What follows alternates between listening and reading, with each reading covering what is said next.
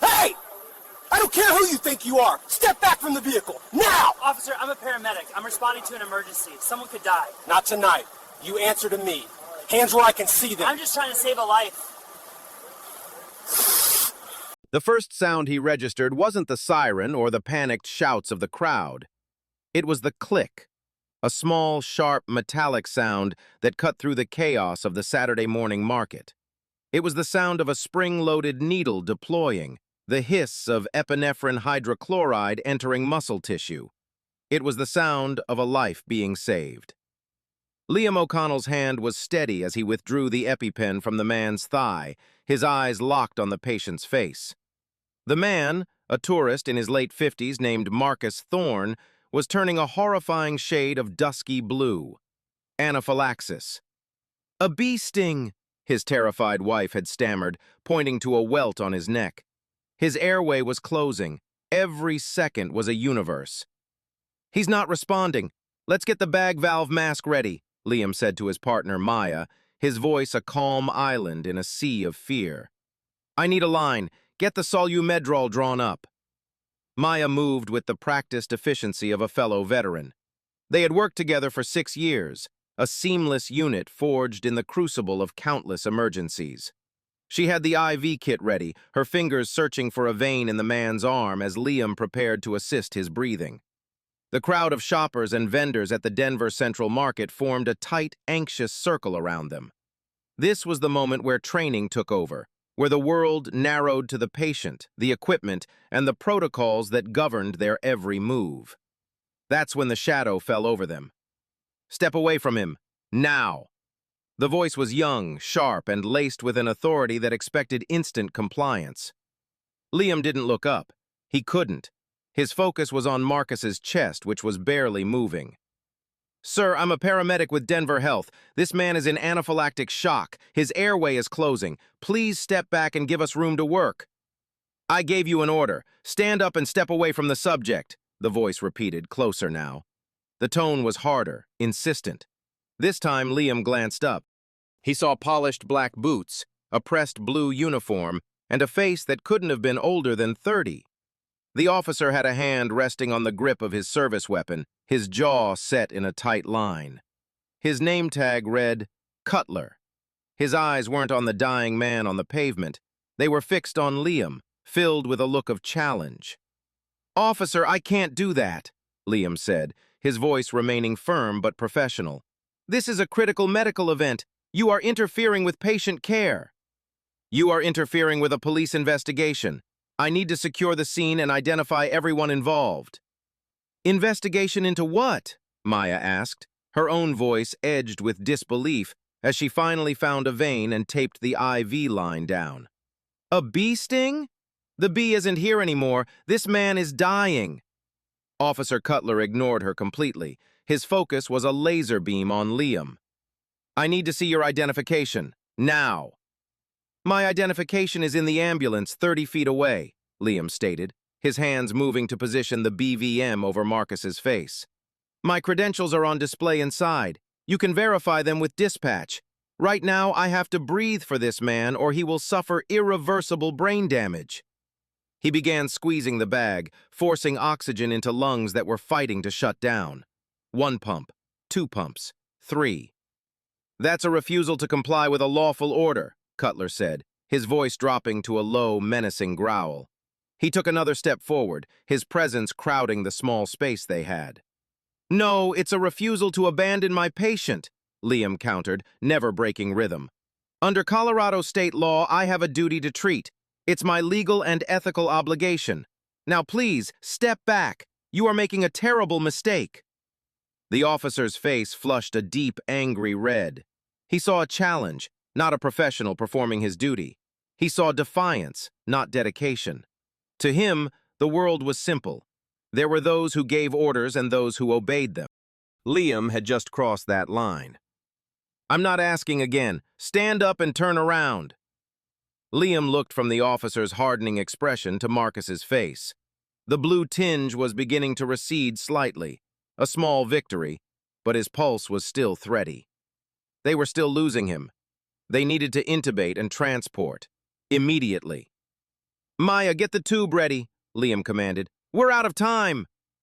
As Maya reached for the intubation kit, Cutler made his move. He grabbed Liam's shoulder, his fingers digging in hard. You're under arrest. The words were so absurd, so disconnected from the reality of the situation, that for a fraction of a second Liam thought he'd misheard. Arrested? For what? For saving a man's life? He tried to shrug off the officer's grip, his entire focus still on the patient. Don't touch me, I'm treating a patient. You're resisting, Cutler snarled. He yanked Liam backwards, pulling him away from Marcus. The bag valve mask slipped from Liam's hands, clattering onto the pavement. The flow of oxygen stopped. Marcus Thorne, lying helpless on the ground, gasped, a strangled, useless sound. My patient! Liam yelled, twisting in Cutler's grasp. He's not breathing! The crowd gasped in unison. Phones were already out, dozens of them, their lenses capturing the scene. A paramedic being pulled away from a dying man by a police officer whose face was a mask of cold fury. Cutler was stronger, fueled by adrenaline and rage. He spun Liam around, forcing his arms behind his back with a brutal efficiency. The second click Liam heard that day was not the sound of life-saving medicine. It was the cold, final click of steel handcuffs closing around his wrists. The metal bit into his skin, a chilling symbol of a world turned upside down. His career, his life, his very identity as a healer was being shattered on the sun-drenched pavement of a Saturday market, all because one man's ego was more fragile than another man's life. Liam O'Connell was not a man easily intimidated. At 42, he had seen the absolute worst of humanity and the very best of it. Before the white and orange of the Denver Health Paramedic Division, he had worn the camouflage of the U.S. Army. For 12 years, he served as a combat medic, with 2 harrowing tours in the mountains of Afghanistan. He had performed chest decompressions in the back of a shaking Black Hawk under enemy fire, set bones with nothing more than splints and duct tape, and held the hands of soldiers as they took their last breath. He'd been awarded a Bronze Star for valor after dragging 3 wounded men to safety during a firefight, treating them while bullets chewed up the ground around him. When he left the military, the transition to civilian life was seamless. Being a paramedic wasn't just a job, it was a continuation of his mission. He was calm in chaos, methodical under pressure, and possessed an unwavering moral compass that always pointed toward his patient. In his 10 years on the streets of Denver, he'd earned a reputation as one of the best, the guy you wanted showing up when your world was falling apart. He had never had a formal complaint filed against him, not one. Officer Evan Cutler, on the other hand, was a different breed of public servant. At 29, he had been with the Denver Police Department for just under 5 years. He had joined the force not out of a deep-seated desire to protect and serve, but out of a need to command respect he felt life had denied him. He was a man who saw the world in black and white, a rigid hierarchy where he, by virtue of his badge, was always at the top. He mistook fear for respect and compliance for cooperation. In his short career, Cutler had amassed a concerning number of civilian complaints, 12 in total. They told a consistent story: excessive force during routine traffic stops, verbal abuse, and a pattern of escalating minor situations into major confrontations. Each complaint had been investigated by Internal Affairs, and each time Cutler had been exonerated. His reports were always meticulously written, framing his actions as necessary responses to uncooperative or aggressive subjects. He was protected by the infamous blue wall of silence, and a system that was often more interested in protecting its own than in policing them. He had learned a dangerous lesson, that his badge was a shield, not just from physical harm, but from accountability. He believed his authority was absolute, and that any questioning of it was an act of insubordination, a direct threat to be neutralized. Their paths were never meant to cross in such a catastrophic way. Liam had worked alongside countless DPD officers at accident scenes, overdose calls, and domestic disputes. He understood the need for police to secure a scene and maintain order. He respected their role, just as most of them respected his. There was a professional rhythm to their interactions, an unspoken understanding that saving a life took precedence over everything else. Police would create a perimeter, manage the crowds, and let the medics work. It was a symbiotic relationship built on mutual trust. But Cutler didn't operate on trust, he operated on dominance. He had been on patrol near the market when the call came over his radio. Medical emergency, possible anaphylaxis. He wasn't dispatched to the call, fire and EMS were the primary responders, but he decided to respond anyway. He saw it as his scene, his jurisdiction. When he arrived, he didn't see a medical team saving a life. He saw chaos he needed to control. He saw people who weren't listening to him. And then he saw Liam O'Connell, a man so focused on his patient that he failed to show what Cutler considered the proper deference. It was a challenge to his authority, and in Cutler's world, challenges had to be met with overwhelming force. He didn't see the dying patient, the frantic wife, or the complex medical procedure. He saw only a man in a uniform different from his own who had dared to say no. This fundamental difference in their worldview made the collision inevitable. Liam's entire being was programmed to prioritize the patient. His military and civilian training, his ethical code, his very instincts were all screaming that Marcus Thorne was the only thing that mattered. For him, the badge on his own uniform was a symbol of his duty to care for the vulnerable. Cutler's programming was entirely different. His academy training had been supplemented by a field experience that taught him survival depended on absolute control. His badge was a symbol of his power over others. He was a hammer, and the world was full of nails. On that Saturday morning, Liam O'Connell, the healer, became just another nail that needed to be hammered down. The tragedy wasn't just that a good man was arrested, it was that the two opposing philosophies of public service, one of compassion and one of control, were destined to clash, and the explosion would leave a crater in the lives of everyone involved. The call had come in at 11:42 a.m., a time when the Denver Central Market was at its peak vibrancy. The historic building and its surrounding outdoor plaza were a kaleidoscope of sights, sounds, and smells.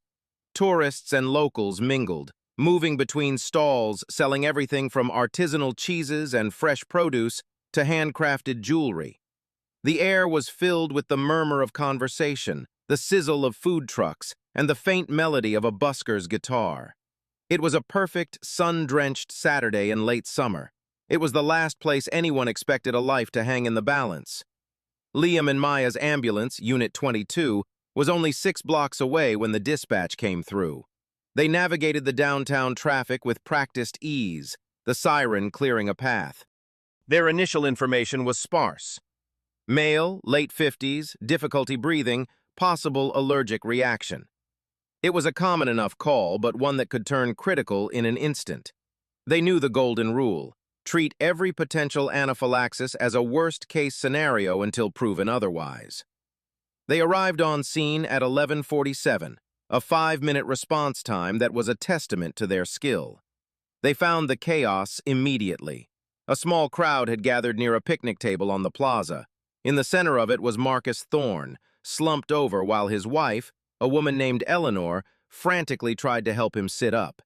His face was already swollen, his lips puffy and tinged with blue. He was making a high-pitched whistling sound as he struggled to draw each breath. Stridor, the terrifying sound of a closing airway. Liam and Maya moved as one. "Everyone, please step back. Give us some room." Liam's voice cut through the panic, calm and authoritative. He dropped his primary medical bag beside Marcus, while Maya followed with the oxygen tank and cardiac monitor. The crowd, grateful for the arrival of professionals, instinctively shuffled backward, creating a space for them to work. "Sir, can you hear me? My name is Liam. I'm a paramedic," he said, kneeling beside Marcus. The man's eyes were wide with terror, but he was unable to speak, only managing a weak, desperate nod. "What happened?" Maya asked Eleanor, her tone gentle but direct. "A bee," she sobbed, her hands fluttering helplessly. "It stung him on the neck just a minute ago. He said his throat felt funny, and then this." Liam's assessment was rapid, his hands moving with purpose. He checked for a pulse, rapid and weak. He saw the hives breaking out on Marcus's neck and chest. Classic anaphylactic shock. This wasn't a wait-and-see situation. This was a treat now or he dies situation.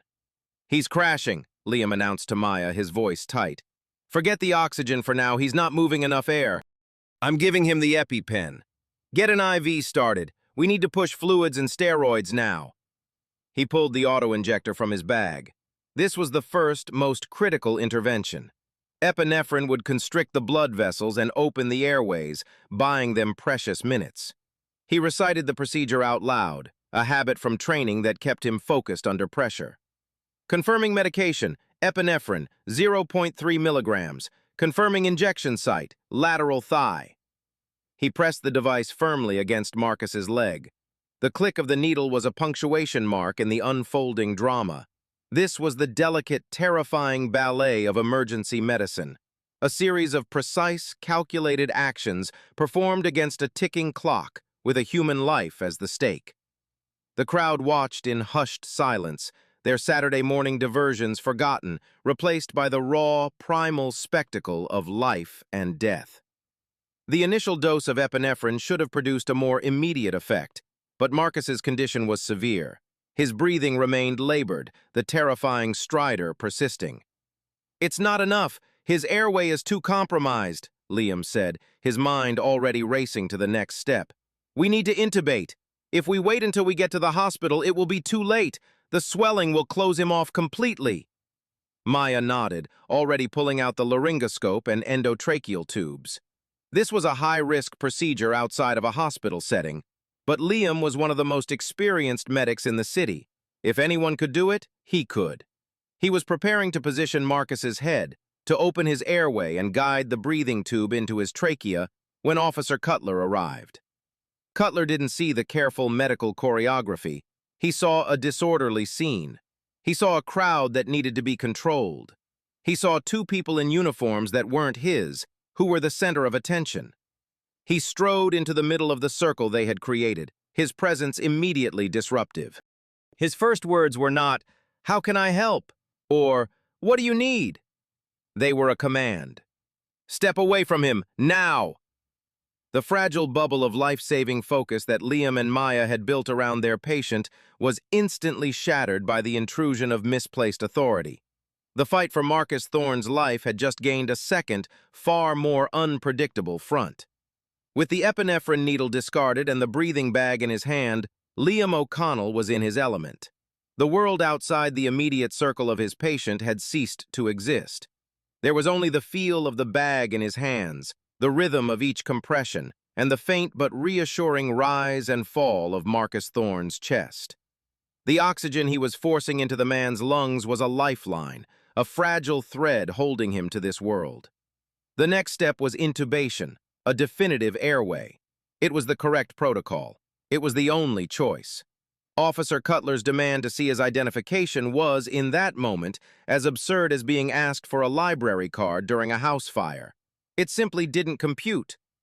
Liam's brain, entirely occupied with flow rates, oxygen saturation levels, and the pharmacology of solumedrol, had to divert precious resources to process a request that was so dangerously out of place. "Officer, I'm treating a critical patient," Liam repeated, his voice strained with the effort of remaining professional. He kept his eyes on Marcus. "I cannot stop treatment. This man will die if I stop." He hoped the stark reality of his words would penetrate the officer's armor of authority. He was wrong. "That's not my problem," Cutler retorted, his voice chillingly devoid of empathy. "My problem is an unsecure scene and an individual who is refusing to identify himself. That makes you a potential suspect." "A suspect in what?" Maya shot back, her frustration boiling over. She had the IV established and was hanging a bag of saline. "He's the paramedic who was dispatched to this call. We are Unit 22. You can verify it in 10 seconds on your radio." Cutler's gaze flickered to her and then back to Liam, his expression hardening further. Being questioned by a second medic only solidified his resolve. In his mind, this was a coordinated act of defiance. It was a test of his control. "I'll deal with you in a minute," he said to Maya before turning his full attention back to Liam. "I'm giving you one last chance. Stand up and show me your ID." A split-second decision had to be made. Liam's mind flashed through his training. The core principle was immutable: primum non nocere. First, do no harm. Abandoning his patient now would be the ultimate harm. It would be a violation of his oath, his training, and his conscience. It would be tantamount to killing him. He made his choice. He turned his head slightly toward Cutler, enough to make eye contact, but without ever taking his hands off the breathing bag. "Officer, my duty is to my patient. Your request is unlawful because it is interfering with emergency medical care, which is a protected act under state statute. If you wish to see my identification, you can walk 50 feet to my ambulance and look at the credentials posted on the window, or you can retrieve my wallet from my back pocket yourself. But I will not be standing up. I will not stop treating this man." He had laid it out perfectly. He cited the law. He offered reasonable alternatives. He maintained a professional tone. He had done everything he could to de-escalate the situation while adhering to his primary duty. To Cutler, however, it was the ultimate insult. A lecture on the law from a medic, an act of open rebellion. The officer's pride, a fragile and easily wounded thing, had been shattered.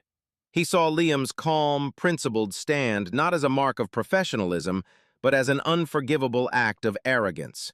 The situation was no longer about securing a scene or identifying a person. It was about one thing: making Liam O'Connell submit. "All right, you're done," Cutler said, his voice dangerously quiet. He reached for his handcuffs. The sight of the steel cuffs sent a fresh wave of panic through the crowd. Eleanor Thorne, Marcus's wife, let out a heart-wrenching sob. "No! What are you doing? He's helping my husband!" Liam's heart pounded in his chest. He could see the path this was going down, a dark, irreversible road. "Officer, think about what you are doing," he pleaded, his voice now edged with desperation. "Look at him!" He gestured with his head toward the man on the ground. "His life is in your hands now. If you take me away from him, his death will be on you." But Cutler was beyond reason. He was operating on pure, unadulterated ego. He had been challenged in public, and he would not back down. He would rather be wrong and in control than right and challenged. The protocol Liam followed was written in medical textbooks and state laws. The protocol Cutler followed was written in the fragile corners of his own mind, a protocol that said his authority could never, ever be questioned. As he stepped forward to put his hands on Liam, the two sets of protocols met, and one was about to be violently broken. The choice had been made. Protocol had lost. Pride had won. And Marcus Thorne was about to pay the price.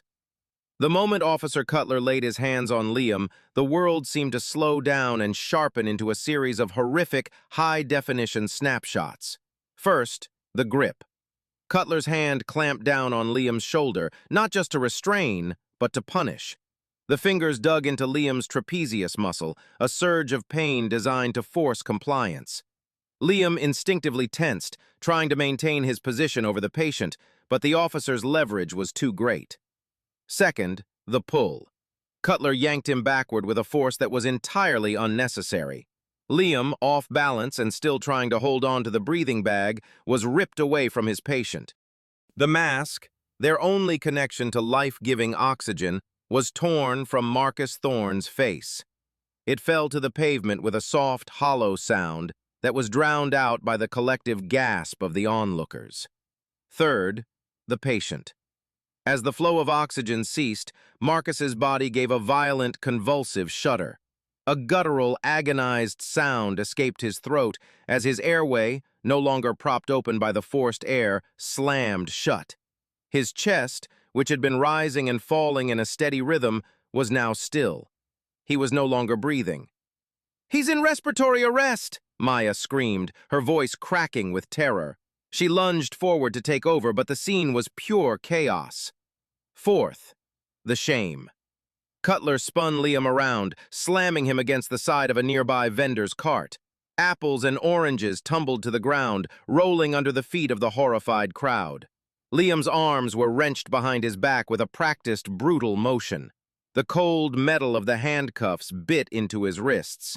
He, Liam O'Connell, a combat medic, a 10-year veteran paramedic, was being handcuffed, in public, in the middle of a call, while his patient was dying less than 10 feet away. The humiliation was a physical blow, as painful as any punch. "You're under arrest for obstruction of a peace officer and resisting arrest," Cutler grunted, his breath hot against Liam's ear as he cinched the cuffs tighter. "I wasn't resisting, I was doing my job," Liam yelled, twisting his head to look back at the scene. He could see Maya, her face pale with fear, frantically trying to reposition Marcus's head to re-establish an airway. He could see Eleanor Thorne on her knees, screaming her husband's name. And he could see the phones. So many phones.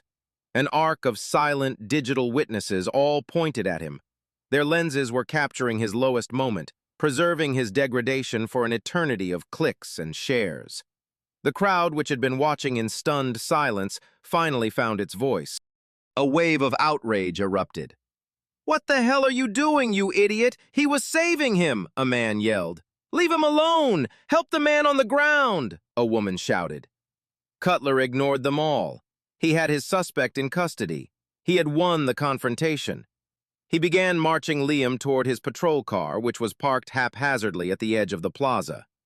Each step was a walk of shame for Liam.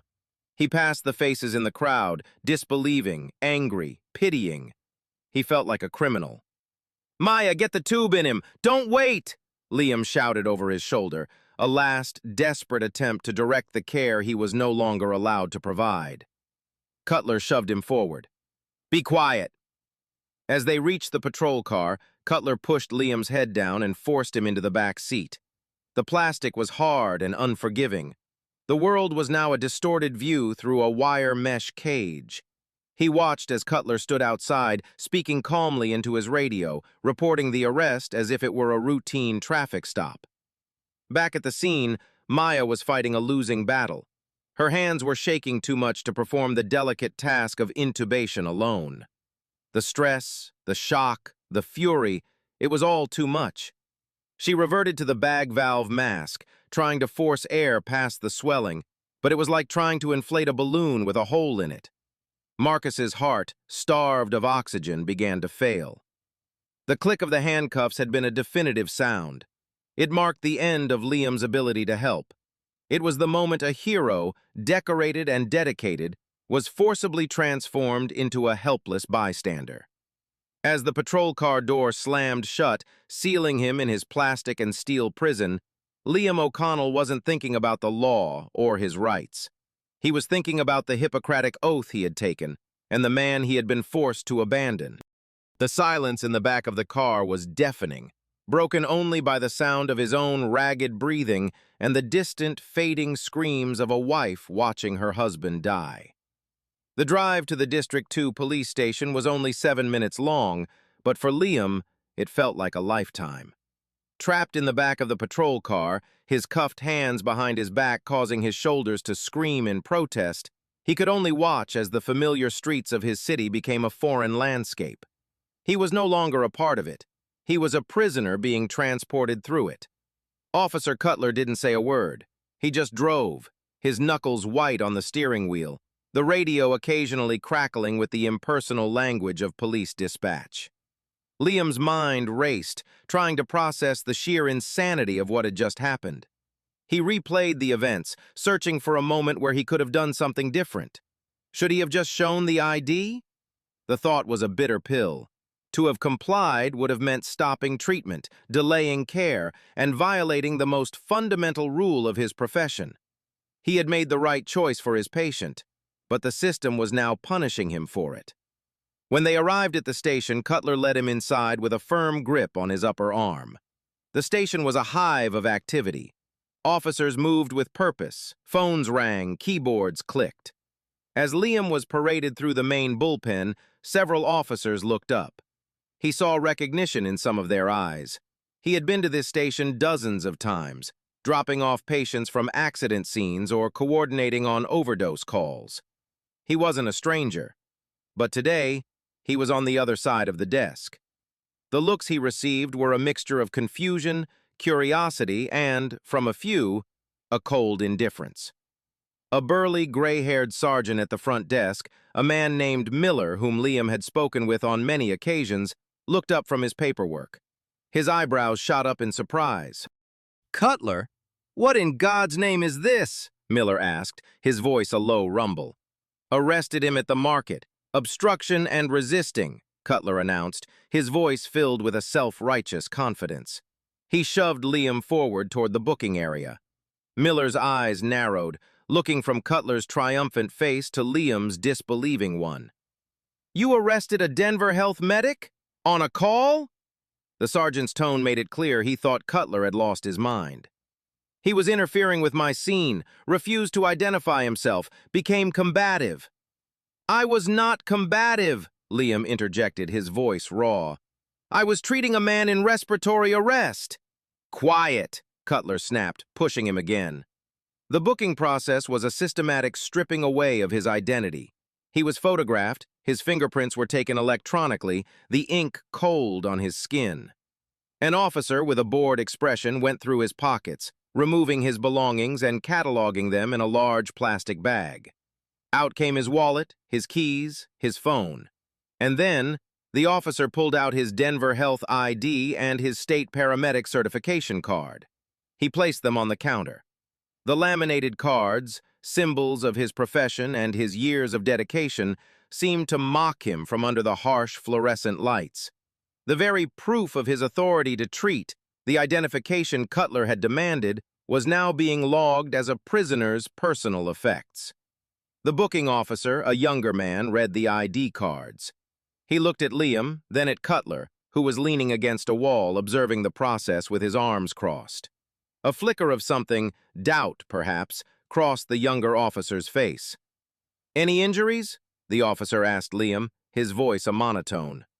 "My patient has a brain injury because he was deprived of oxygen," Liam said, his voice shaking with a rage he could no longer contain. "That's the injury I'm concerned about." The pen of the booking officer paused. He glanced at Cutler again, who just stared back, his expression unreadable. After the paperwork was completed, Liam was led down a short hallway to a holding cell. The heavy metal door clanged shut behind him, the sound echoing in the small concrete room. He was alone. He slid down the wall onto a cold, hard bench. He was no longer Liam O'Connell, paramedic. He was inmate number 734-5B. He was a number in a system that had no capacity for nuance. The machinery of justice was cold, impersonal, and efficient. It had taken a hero, a man who had dedicated his life to saving others, and in the space of less than an hour, it had processed him, labeled him, and locked him in a cage. The system didn't care that he was a healer, it only cared that he had disobeyed one of its enforcers. And for that, the price was his freedom and his dignity. While Liam sat in the sterile silence of the holding cell, the world outside was exploding. Maya, left at the chaotic scene, had finally managed to get a second ambulance to respond. The new crew, seeing the gravity of the situation, worked with her to finally intubate Marcus Thorne and rush him to Denver Health Medical Center. But as soon as her patient was in other hands, she made the most important call of her day. She didn't call her supervisor first. She called the paramedics' union hotline. Her words tumbled out, a frantic, furious torrent of information. "They arrested Liam! On the scene! A cop arrested him while he was treating a critical patient! The guy stopped breathing! You have to get someone down here now!" The union, a powerful and well-funded organization, was built for moments like this. They were a shield, protecting their members from administrative overreach, public complaints, and, in rare, outrageous cases, wrongful arrest. The dispatcher who took Maya's call immediately understood the severity. Within minutes, the union's top legal gun was on the phone. His name was Ben Carter. He was a 55-year-old former prosecutor who had switched sides years ago, dedicating his career to defending first responders. He was sharp, cynical, and utterly ruthless in a courtroom. He had seen everything, from frivolous lawsuits to career-ending accusations, and he had an intense dislike for police officers who abused their authority. Carter arrived at the District 2 station less than an hour after Liam's arrest. He didn't walk in, he strode in, his expensive suit a stark contrast to the utilitarian uniforms around him. He carried a worn leather briefcase that had seen the inside of more courtrooms than most lawyers see in a lifetime. He went straight to Sergeant Miller at the front desk. "Ben Carter, I'm legal counsel for the Denver Paramedics Union. I'm here for my client, Liam O'Connell, who I understand is being held unlawfully," Carter said, his voice calm but radiating an authority that made people listen. "I want to see him now, and I want a copy of the arresting officer's report. Officer Cutler, I believe." Miller, who looked relieved to see him, nodded. "He's in holding cell B. I'll have someone get him. The report isn't finished yet." "Then have Officer Cutler finish it. Immediately," Carter said, not as a request, but as a command. He knew the game.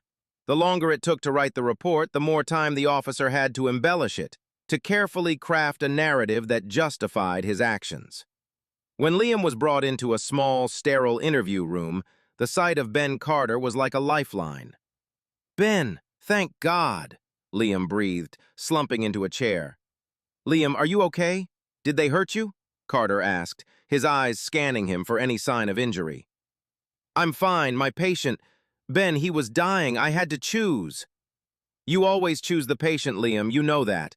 We'll deal with the rest," Carter said, pulling a legal pad from his briefcase. "Tell me everything. Don't leave out a single detail. Start from the moment you arrived on scene."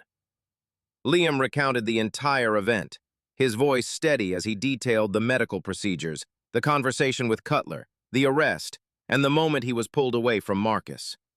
Carter listened intently, his pen flying across the page, occasionally interrupting with a clarifying question. "Did he ever state what crime he suspected you of committing before the arrest?" "No, just that I was interfering and needed to show ID." "Did you ever physically touch him or make any threatening moves?" "Never. My hands were on the BVM the entire time until he pulled me off." "Witnesses?" "The entire market, dozens of people, and they all had their phones out." A grim smile touched Carter's lips. "Good. That's very good." He closed his notepad.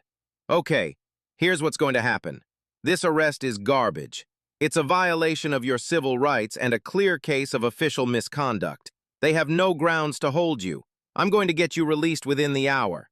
The charges will be dropped before they ever reach a judge's desk." He paused, his expression turning serious. "But this doesn't end there, Liam. This isn't just about getting you out. This is about what that officer did. He didn't just arrest you, he endangered a civilian's life out of sheer arrogance. We're not just going to defend, we're going to attack. We're filing a federal lawsuit against Officer Cutler and the city of Denver for false arrest, battery, and violation of your Fourth Amendment rights. We're going to make them pay for this." For the first time since the ordeal began, Liam felt a flicker of hope. He wasn't just an inmate number anymore. He was a client. He had the union at his back. He had a shield. The cold machinery of justice had met an immovable object. The battle was far from over, but for the first time, Liam knew he wasn't fighting it alone. While Ben Carter was planning his legal assault, a different kind of battle was being waged at Denver Health Medical Center. Marcus Thorne had arrived in the emergency department in a state of profound crisis. The paramedics on the second ambulance had managed to intubate him in the field, but the damage from the prolonged lack of oxygen was already done. He was unconscious, his blood pressure was dangerously low, and his heart was in an unstable rhythm. The ER team, led by a seasoned trauma physician named Dr. Ramirez, swarmed around his gurney. They worked with a controlled, frantic energy, shouting out vitals, calling for medications, and hooking him up to a ventilator. Dr. Ramirez, reading the initial report from the paramedics, saw the notes about the delay in care due to police interference. Her expression, already grim, darkened further. They managed to stabilize Marcus, but the cost of those lost minutes was devastatingly clear. A CT scan of his brain revealed the horrific truth. He had suffered a severe hypoxic brain injury, damage caused by oxygen deprivation. When the brain is starved of oxygen for more than a few minutes, brain cells begin to die. It's an irreversible process. Marcus Thorne survived. He would not die from the bee sting, but in many ways the man he was did not survive. He spent 2 weeks in the intensive care unit, followed by months in a specialized rehabilitation facility. The brain injury left him with significant cognitive and motor deficits. His short-term memory was shattered. He struggled with speech, his words coming out slow and slurred. The right side of his body was weak, forcing him to use a cane to walk. The vibrant, active man who had been enjoying a vacation with his wife at a farmer's market was gone, replaced by a man who needed round-the-clock care and would never work or live independently again. The price of Officer Cutler's ego was measured not in dollars, but in lost memories, stolen futures, and a life irrevocably altered. Dr. Ramirez was meticulous in her documentation. In her official report on Marcus's condition, she wrote a sentence that would become a cornerstone of the legal battle to come. Patient presented in respiratory and cardiac arrest secondary to anaphylaxis. There was a significant documented delay in definitive airway management in the field. It is my professional medical opinion that this delay was the primary contributing factor to the severity of the patient's anoxic brain injury. Had treatment not been interrupted, the patient's prognosis would have been significantly better. That single paragraph, written in the dispassionate language of medicine, was a damning indictment. It was a professional, expert opinion that drew a straight, undeniable line from Cutler's actions to Marcus Thorne's catastrophic injuries. Ben Carter got his hands on that report within a week. When he read it, he knew the case had transformed. This was no longer just a false arrest lawsuit about a paramedic's bruised wrists and dignity. This was now a case with a victim who had suffered life-altering, permanent damage. The stakes had skyrocketed. The city's liability had just exploded. The news hit Liam like a physical blow. He had been released from jail the same day, the charges dropped by the district attorney's office less than 48 hours later after a preliminary review and a furious phone call from Carter. Liam had been trying to put the incident behind him, to get back to work, but the guilt was eating at him. He knew intellectually that it wasn't his fault. He had done everything right. But the image of Marcus Thorne turning blue on the pavement while he was being dragged away in handcuffs was burned into his memory. Learning about the brain injury made it infinitely worse. It wasn't a clean save that had been delayed. It was a life that had been permanently damaged. His failure to save Marcus completely was now his cross to bear, even though the failure wasn't his. Carter sat with him in his office, the medical report on the table between them. "This is horrible, Liam," Carter said, his voice softer than usual. "But from a legal standpoint, this report is our bombshell. It's objective, it's from a respected physician, and it proves causation.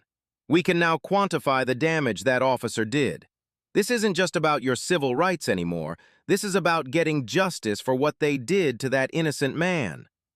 Liam looked at the report, his stomach churning. He saw the medical jargon, the cold, clinical description of a ruined life. This piece of paper was the official record of the price of one man's pride. It was a price paid by Marcus Thorne, his wife, and by Liam himself, who would forever be haunted by the crucial minutes that a badge had stolen from his patient. The city of Denver's initial response to Ben Carter's lawsuit was predictable. Their legal department, accustomed to dealing with nuisance claims, adopted a posture of aggressive dismissal. They filed a motion to have the case thrown out, arguing that Officer Cutler was acting within the scope of his duties and was protected by qualified immunity, a legal doctrine that shields government officials from liability unless their conduct violates clearly established statutory or constitutional rights.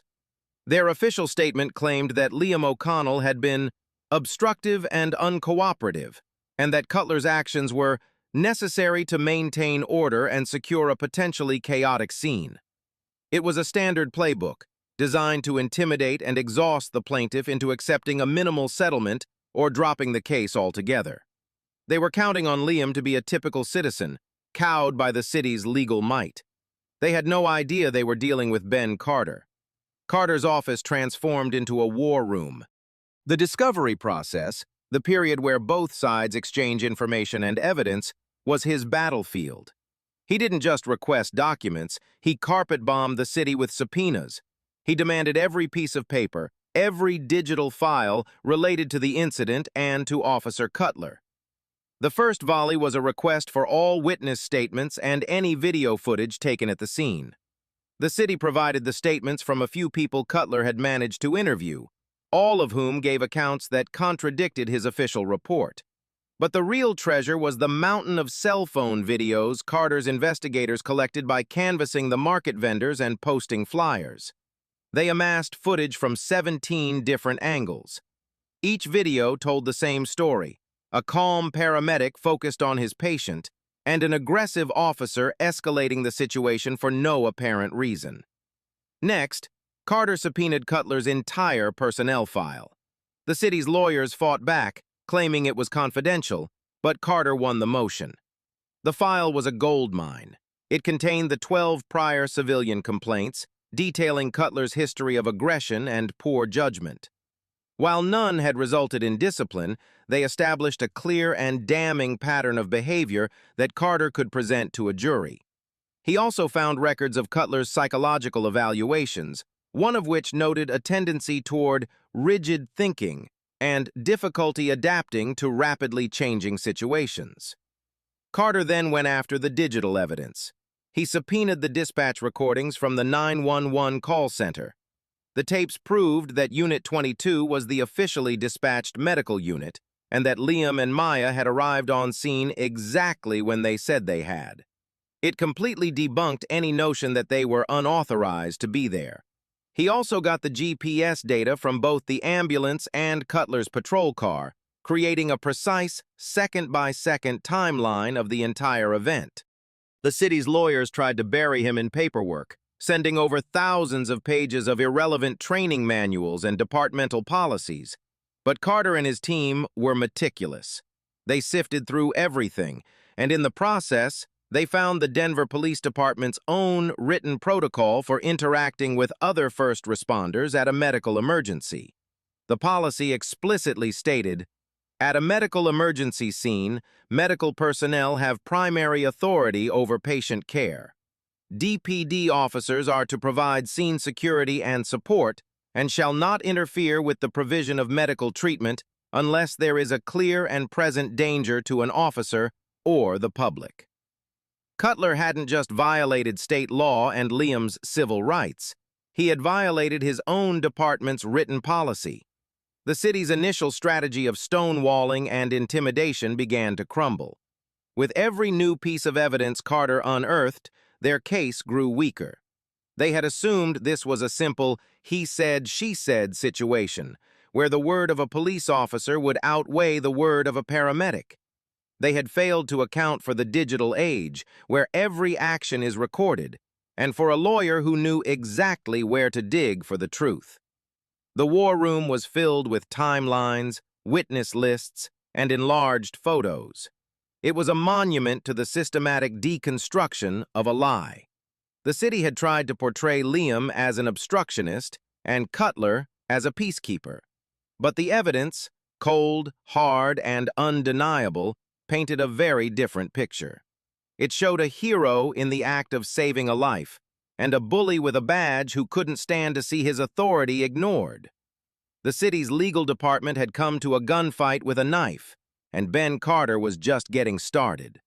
The most powerful weapon of all, the officer's own camera, had yet to be deployed. In the modern age of policing, the body camera is a double-edged sword.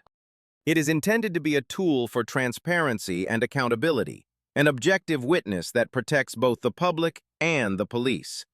But when an officer's actions are indefensible, it becomes their own personal narrator of their downfall. Officer Evan Cutler's body camera footage was the final, devastating nail in the city's legal coffin. Ben Carter had to fight for 3 months to get the city to release it. They claimed it was part of an ongoing internal investigation, a tactic to delay the inevitable.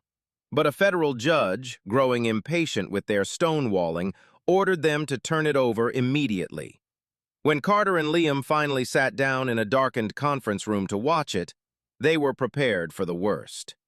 The reality was even more damning than they had imagined. The video began with the jerky motion of Cutler getting out of his car. The audio was clear, picking up the distant sound of sirens and the panicked energy of the market. Cutler didn't run toward the scene. He walked with a deliberate, almost casual stride, a man surveying his domain. As he approached the circle of people, the camera's unblinking eye captured the scene exactly as Liam had described. Marcus Thorne was on the ground, visibly struggling to breathe. Liam was kneeling over him, working with intense focus. Maya was at his side. There was no chaos. There was a controlled medical emergency. Then came Cutler's voice, sharp and loud on the recording. "Step away from him, now!" The camera recorded Liam's calm, professional response, his words clear and concise, explaining the situation without ever taking his eyes off his patient. The lens captured the swelling on Marcus's face, the bluish tint to his lips. Any reasonable person, let alone a trained first responder, would have recognized the severity of the medical crisis. But the camera showed Cutler's gaze wasn't on the dying man. It was locked on Liam. His own body blocked the view of the patient as he moved closer, his physical presence an act of intimidation. The audio was a masterclass in escalation. Liam's voice remained steady, explanatory, even as he began to plead. Cutler's voice, in contrast, grew tighter, angrier, and more menacing with each exchange. The camera recorded his hand dropping to his belt, resting near his weapon. It recorded his complete dismissal of Maya's attempt to intervene. The most crucial moment came when Liam made his principled stand, explaining his legal duty to treat and offering the alternative of Cutler checking his credentials at the ambulance. The camera captured Cutler's face for a brief moment in the reflection of a vendor's glass case. His expression was not one of a police officer trying to secure a scene. It was one of pure personal fury. He had been defied. Then, the camera recorded the assault. The lunge forward. The audio picked up the fabric of Liam's shirt ripping as Cutler grabbed him. It captured the sickening thud as the BVM hit the pavement, followed immediately by Maya's scream, "He's in respiratory arrest!" The camera's lens, jostled during the struggle, then focused on Marcus Thorne's still chest. For 12 horrifying seconds, the unblinking eye stared at a man who was not breathing. It was an eternity of silence, a digital record of a life slipping away.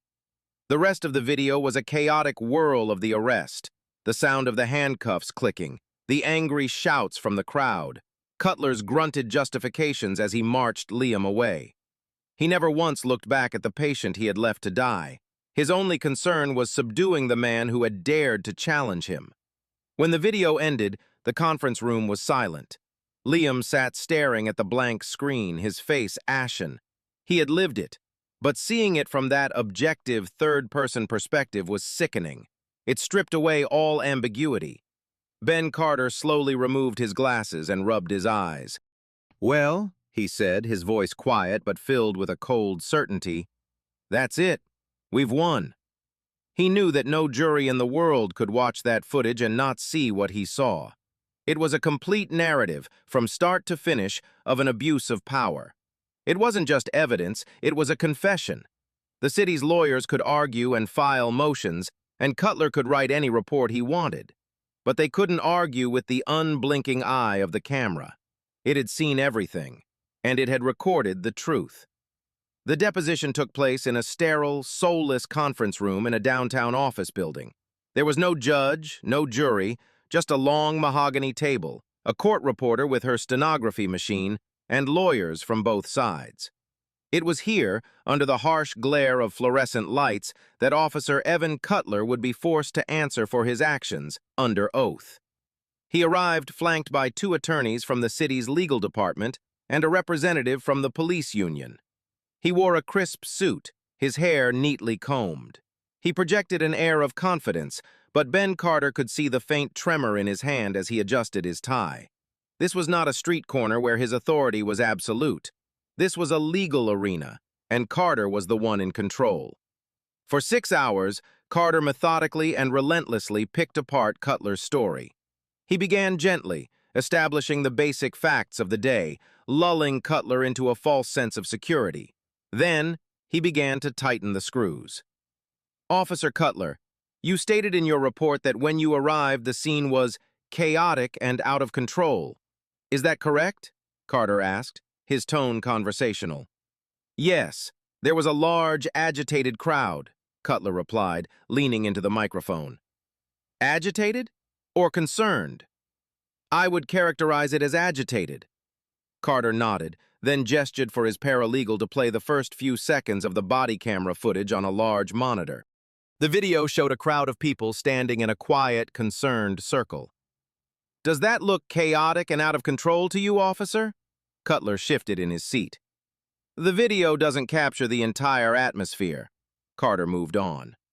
You stated you needed to identify Mr. O'Connell because you needed to secure the scene.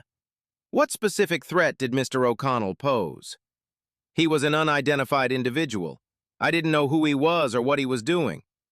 He was wearing a full Denver Health paramedic uniform, was he not? He was kneeling next to a clearly marked Denver Health medical bag. He was actively rendering aid to a man on the ground. And he identified himself verbally as a paramedic. Is all of that correct? Yes, but he refused to provide physical identification. So the man's uniform, equipment, actions, and verbal identification were not enough for you? Carter pressed. Did you believe he was impersonating a paramedic? I don't know what I believed, I just needed to see his ID, Cutler said, his voice becoming defensive. Carter then played the part of the video where Liam explained that his patient was in critical condition. Officer, are you a trained paramedic? No. Do you have any advanced medical training that would allow you to override the judgment of a licensed paramedic in the middle of a life-saving procedure? No. So when Mr. O'Connell, a trained professional, told you that if he stopped treatment to get his ID, his patient could die, on what basis did you disbelieve him?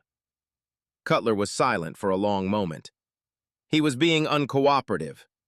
Carter leaned forward, his voice dropping. Was he being uncooperative, officer? Or were you angry that he did not immediately obey your order? The city's attorney objected.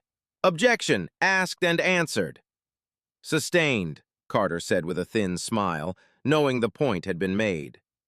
He continued for hours, dissecting every decision Cutler made. He forced Cutler to watch the 12 seconds of footage showing Marcus Thorne not breathing. Officer, in those 12 seconds, as you were focused on handcuffing a paramedic, were you aware that Mr. Thorne was in respiratory arrest? Cutler's face was pale. I was focused on subduing a resistant suspect. So you were not concerned with the dying man on the ground? That's not what I said. Then please tell the court what you were concerned with in that moment.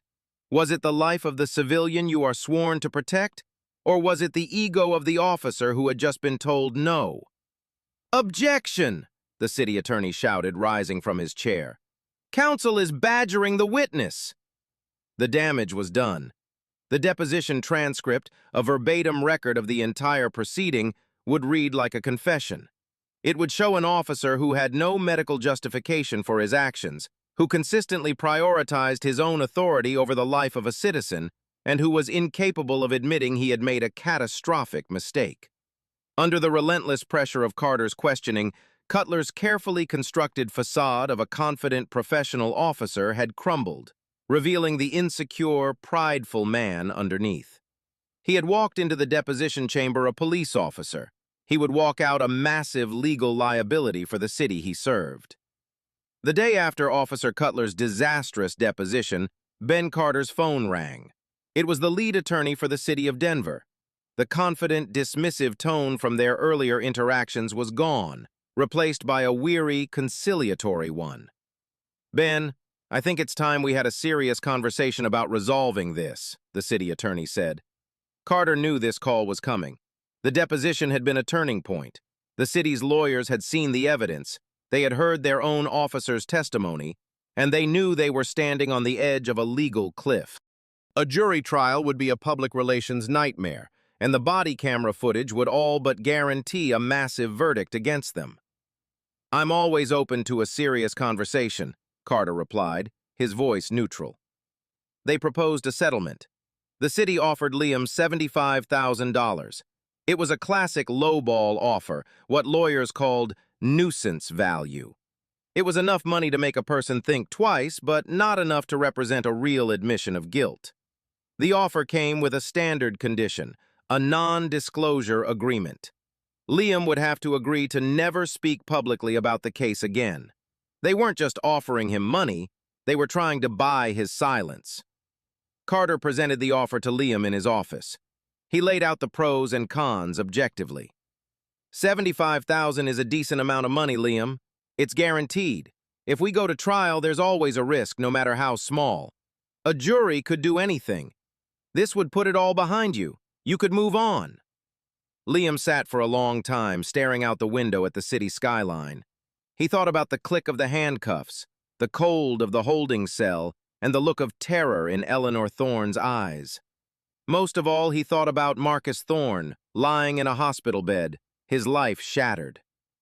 "Does the offer include any changes to department policy?" Liam asked. Carter shook his head. "No, this is purely financial. They pay us, we go away, and everything stays the same." "Does it include any disciplinary action for Cutler?" "That would be handled by internal affairs separately. This settlement wouldn't require it. In all likelihood, he'd get a slap on the wrist and be back on the street." Liam's jaw tightened. He had seen the system at work. He had seen officers like Cutler protected time and time again. This money was hush money, designed to sweep a problem under the rug, to allow the city and the police department to avoid any real accountability. It was a patch, not a cure. "No," Liam said, his voice firm. Carter looked at him, a small smile playing on his lips. "No? No. Tell them to take their offer and shove it. This was never about the money for me, Ben. You know that. This is about making sure what happened to me and what happened to Marcus Thorne never happens to anyone else ever again." He stood up and began pacing the office, his energy palpable. "If I take that money, I'm letting them win. I'm agreeing that what happened was just a mistake worth 75 grand. It wasn't a mistake. It was an abuse of power. It was a man with a fragile ego who almost killed someone because he couldn't stand being challenged. If we don't force them to change, then another Officer Cutler will do this to another paramedic, and next time, the patient might not survive." He stopped and looked directly at Carter. "I want this to go to trial. I want to sit on that stand and tell a jury exactly what happened. I want them to watch that body camera footage. I want the public to see it. I want them to hear from Dr. Ramirez. I want them to hear from Marcus Thorne's wife. I don't want a quiet settlement. I want a loud verdict." Ben Carter felt a surge of pride. He dealt with clients who were often broken, scared, and just wanted the ordeal to be over. Liam was different. He had been through hell, but it hadn't broken him. It had forged him into something harder, something more determined. He had a core of integrity that could not be bought. "Okay, Liam," Carter said, leaning back in his chair. "That's what I was hoping you'd say. Let's go to war." Liam's decision was a pivotal moment. It was a rejection of the easy path in favor of the right one. It was a principled stand that transformed his personal lawsuit into a crusade for systemic change. He wasn't just fighting for himself anymore. He was fighting for every paramedic who had ever been intimidated at a scene, and for every patient whose life depended on them. Before a case like this goes to a full jury trial, the court system often requires both sides to attempt to resolve it through mediation. It's a final, formal attempt to find a middle ground and avoid the time, expense, and uncertainty of a trial. The mediation was held in the office of a retired federal judge, a man named Arthur Vance, who had a reputation for being a no-nonsense, brutally honest arbiter. The atmosphere in the room was thick with tension. Liam and Ben Carter sat on one side of the large conference table. Across from them sat the city's legal team, larger now, including a high-ranking deputy city attorney. Officer Cutler was not present. His lawyers had wisely decided his presence would be counterproductive. Each side had 2 hours to present their case to Judge Vance. The city's attorneys went first. They presented a polished, sanitized version of events. They spoke of the difficulties of policing, the need for officers to maintain control for public safety, and the legal protections of qualified immunity. They downplayed the severity of Liam's arrest and carefully avoided mentioning the extent of Marcus Thorne's injuries. They concluded by reiterating their offer of $75,000, framing it as a generous gesture to avoid further litigation. Then, it was Ben Carter's turn. He didn't use a PowerPoint presentation or fancy graphics. He stood up, walked to a large television at the end of the room, and said, "Your Honor, before I say a word, I'd like to show you something." He played Officer Cutler's body camera footage, in its entirety, unedited. The room was silent for the full 9 minutes of the video. The only sounds were the recorded audio from the market and the quiet, rhythmic tapping of the mediator's pen. Carter didn't narrate or editorialize. He let the footage speak for itself. He let the mediator see the calm professionalism of the paramedics, the officer's unprovoked aggression, the yank that pulled Liam away, the sight of Marcus Thorne's still chest, and the sound of the handcuffs. When the screen went black, the silence lingered for a heavy moment. Carter then walked back to the table and laid out his case with cold, clinical precision. He presented the medical report from Dr. Ramirez, highlighting the direct link between the delay and the brain injury. He presented the DPD's own policy manual, showing how Cutler had violated it. He presented the deposition transcripts, quoting Cutler's own contradictory and self-incriminating statements. He ended with a simple, powerful statement. "Your Honor, the city is offering my client nuisance value for having his civil rights violated. But this case isn't just about my client. It's about Marcus Thorne, a man whose life was effectively ended that day. It's about the public's trust in the police. And it's about ensuring that when a citizen is dying, the person trying to save them isn't thrown in handcuffs because an officer's pride got hurt. The city thinks this case is worth $75,000. We think a jury will see it as a multi-million-dollar catastrophe of the city's own making. And we are more than ready to let them decide." Judge Vance listened to it all without expression. He then called for a break, taking each legal team into a separate room for a private caucus. When he met with the city's attorneys, his blunt assessment was a bucket of ice water. "Are you people out of your minds?" Vance said, his voice a low growl of disbelief. "I've been on the bench for 30 years. This is one of the cleanest plaintiff cases I've ever seen. Your officer is a train wreck. That body camera footage is a plaintiff's attorney's dream. It will be played on the local news every night of the trial. A jury will despise him." He leaned forward, his eyes boring into the deputy city attorney. "Let me tell you what a jury will see. They will see a hero with a medical bag and a villain with a badge. They will hear from that doctor, and they will hear from the victim's wife. You will not win this case. The only question is whether the verdict against you is for 7 figures or 8. You need to settle this. Now. And you need to come back with a number that shows you understand the world of trouble you're in." When the city's attorneys returned to the main conference room, their faces were pale. The negotiations that followed were swift. The city's offer jumped from $75,000 to $300,000, then to $500,000. Carter, on Liam's instruction, held firm. "The money is secondary. We want policy changes. We want mandatory new training for all officers on interacting with EMS. We want a written commitment that any officer who interferes with medical care will face an automatic, transparent investigation." The final settlement was reached late in the afternoon. The city agreed to pay Liam O'Connell $875,000. More importantly, they agreed to all of the policy demands. The Denver Police Department would be forced to overhaul its training and protocols. The settlement was not confidential. It was a public document, an open admission of a profound failure.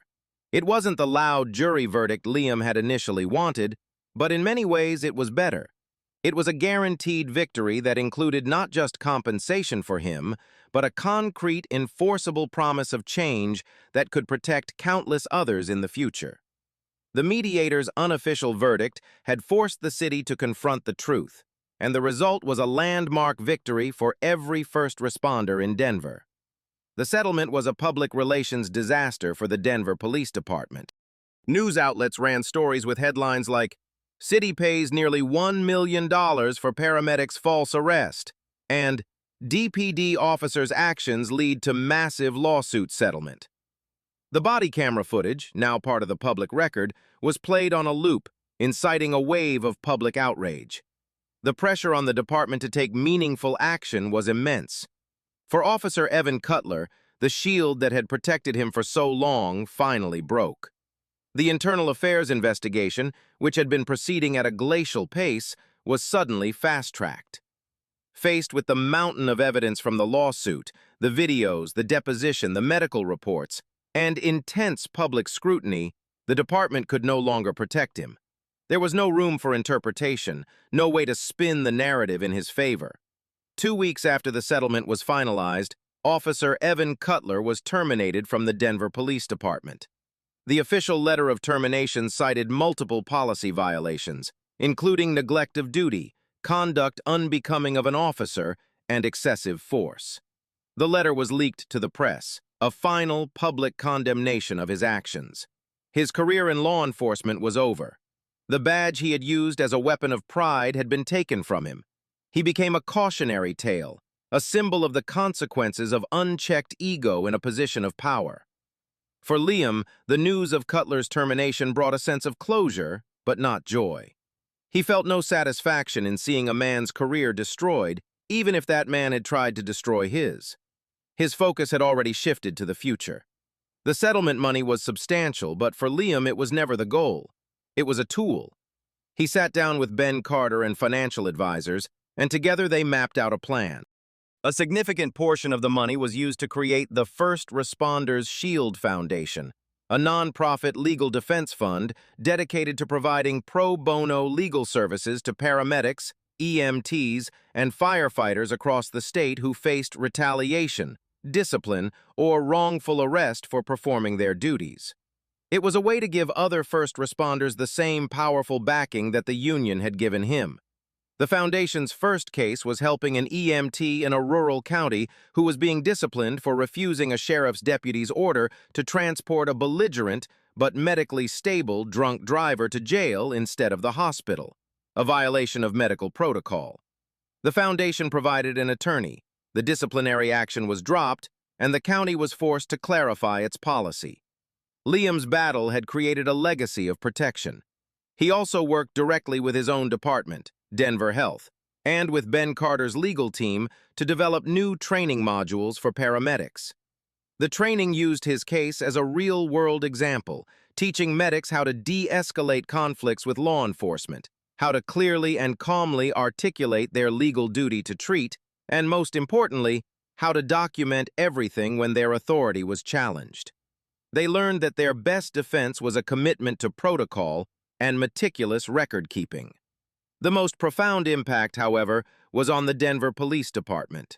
Forced by the terms of the settlement, they implemented sweeping reforms. The new protocols, which became known informally within the department as the O'Connell Rules, were drilled into every officer, from new recruits to seasoned veterans. Cadets at the academy now spent hours analyzing the body camera footage from the farmer's market, breaking down every mistake Cutler made. They were taught that interfering with on-scene medical care was a fireable offense. They learned that a paramedic's duty to a patient superseded an officer's request for paperwork. The culture began to shift, slowly and grudgingly at first. Some older officers grumbled about the changes, seeing them as an erosion of their authority. But the leadership, haunted by the nearly $1 million price tag of Cutler's actions, held the line. The message was clear. An incident like that could never happen again. Liam's ordeal had broken more than just one officer's career. It had broken a flawed system of unaccountability. It had broken the assumption that a police badge conferred absolute authority in every situation. From the pieces of that broken system, something new and better was being built. A legacy of reform, funded by the consequences of one man's pride, was spreading through the city, ensuring that the scars of that day would serve as a permanent lesson. The impact of Liam O'Connell's case did not stop at the Denver city limits.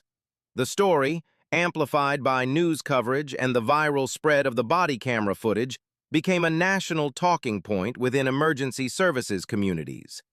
Paramedic forums, medical journals, and law enforcement publications all dissected the case, debating the fine line between police authority and medical necessity. Liam's story had struck a nerve because it was a nightmare scenario that thousands of first responders had quietly feared for their entire careers. Seeing the momentum, Ben Carter and a coalition of EMS unions decided to push for a more permanent solution. They began lobbying at the state capitol in Denver for legislative change. Their goal was a law that would explicitly protect emergency medical personnel from arrest or interference while they were providing patient care. They called it the First Responder Protection Act. To build support for the bill, they organized a hearing before the state legislature's Health Committee. Their star witness was Liam O'Connell. Dressed in his crisp paramedic's uniform, he stood before the lawmakers and told his story. He spoke not with anger, but with a quiet, powerful conviction. He described the feeling of being torn away from a dying patient, the humiliation of the handcuffs, and the profound guilt he felt over Marcus Thorne's injuries. "This isn't about me," he concluded, his voice steady. "This is about the next paramedic who finds themselves in that impossible position. Do you want them hesitating? Do you want them wondering if doing the right thing for their patient will cost them their job or even their freedom? Or do you want them focused on one thing and one thing only, saving a life? Your vote on this bill will answer that question." But their most effective witness was Eleanor Thorne. She flew in from her home state, a small, grieving woman who sat before the committee, her hands trembling as she held a framed picture of her husband before the bee sting. She spoke of the man he was, vibrant, funny, full of life. Then she described the man he was now, dependent, confused, a shadow of his former self. "The paramedic, Mr. O'Connell, was trying to save my husband," she said, tears streaming down her face. "He was our only hope. And a police officer, for reasons I will never understand, decided his paperwork was more important than my husband's breath. Please, I am begging you, pass this law, so that no other wife has to get a phone call like the one I got, so that no other family is destroyed because of a bruised ego." Her testimony was heartbreaking and devastatingly effective. It transformed the issue from an abstract legal debate into a raw, human tragedy. The bill passed through the committee unanimously. Within months, the First Responder Protection Act was signed into law in Colorado.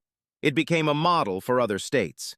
EMS unions and medical associations in Arizona, Oregon, Texas, and Florida began introducing similar legislation, all of them citing the Denver case as the catalyst. The body camera footage of Liam's arrest became required viewing in police academies and paramedic training programs across the country. It was a perfect, unambiguous teaching tool about what not to do. Training instructors would pause the video, breaking down Cutler's poor decisions and highlighting Liam's professionalism under extreme pressure. The unwritten rule that medical care took precedence had now become codified law in state after state. The collection of new policies and laws that grew out of the incident became known as the Denver Directive. It was a new national standard for police-paramedic interactions, born from one disastrous encounter in a downtown market. Liam never sought the attention. He turned down interview requests and speaking invitations, preferring to do his job outside of the spotlight. But his story had taken on a life of its own. He had become a symbol. His name was now shorthand for integrity and professional courage.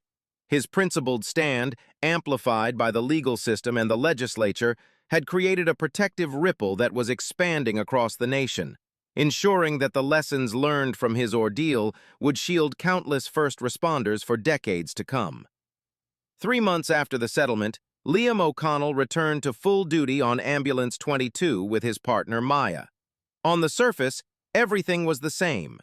The shifts were long, the calls were unpredictable, and the city was a constant tapestry of human fragility.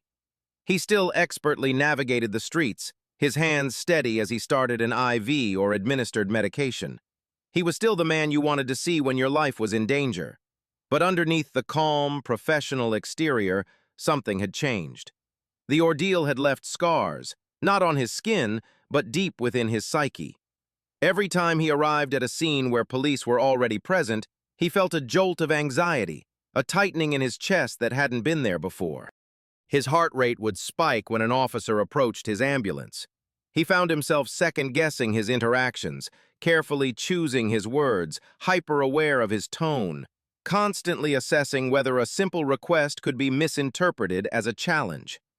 The trust he once had in the symbiotic relationship between police and EMS had been fractured. He had seen the dark side of a badge and he couldn't unsee it. He and Maya worked a multi-car pileup on the interstate one rainy evening.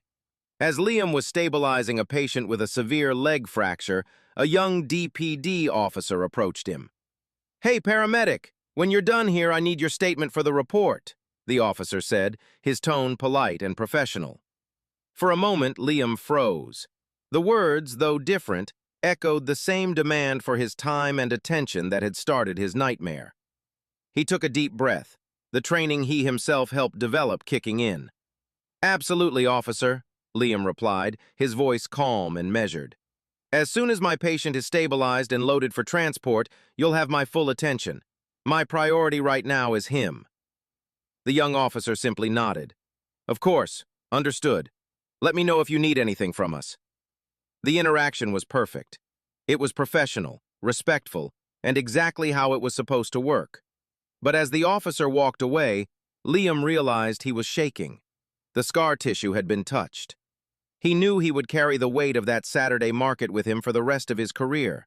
It was a part of his story now, a ghost that rode with him on every call. He had won the legal battle, he had prompted systemic change, and he had helped protect his colleagues across the country. But victory had come at a steep personal cost.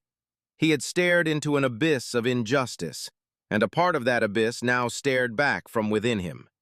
His integrity was intact, but his innocence was gone. He was a healer who now needed to find a way to heal himself.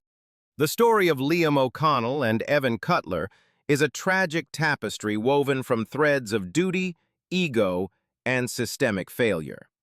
To understand how such a catastrophe could happen, one must look beyond the single incident and into the psychology that fueled it.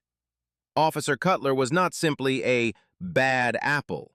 He was the product of a culture that sometimes conflates authority with infallibility. His actions likely stemmed from a deep-seated insecurity, a fragile sense of self-worth that was entirely dependent on the external validation of his badge and the absolute compliance of others.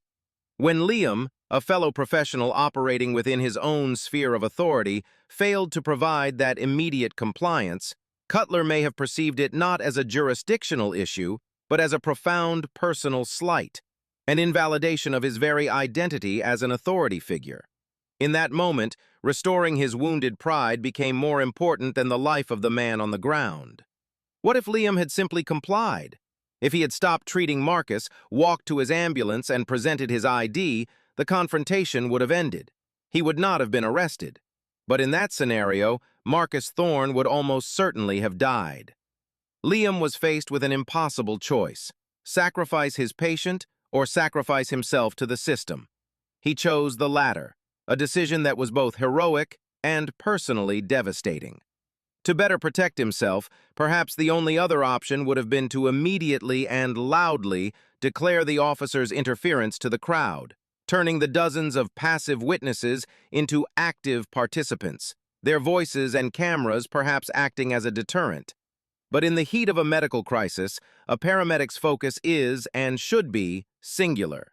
This story is a stark reminder that true strength is not found in the power to command, but in the courage to serve. It is a testament to the idea that integrity is not just about doing the right thing when it's easy, but about holding fast to your principles when it costs you everything. It shows that one person's refusal to bow to unjust authority can ignite a fire that reshapes the landscape for everyone. What do you think is the most crucial lesson from this story for first responders or law enforcement? Have you ever witnessed a situation where different professional duties clashed? Let us know your thoughts in the comments below, and please support our channel so we can continue to bring these important stories to light.